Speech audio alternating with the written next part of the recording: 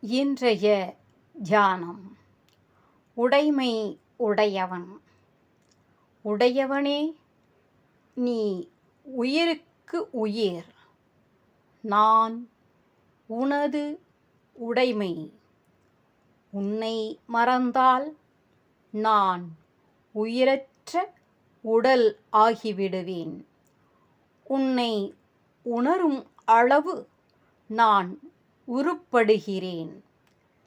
மின் விளக்கில் தோன்றும் வெளிச்சம் அதற்கு சொந்தமானது போன்று இருக்கிறது.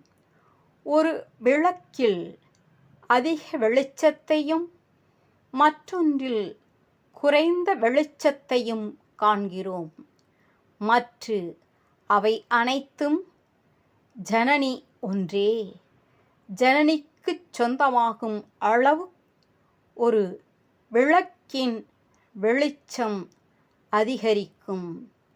நாம் கடவுளுக்கு உடைமையாய் ஆகும் அளவு கடவுளின் நன்மை நம்பால் பொலியும். அவர் உடையவர், நாம் உடைமை. உடையானே உனை அல்லாது ஒரு துணை மற்றறியேனே. ஹரிஹி ஓம்.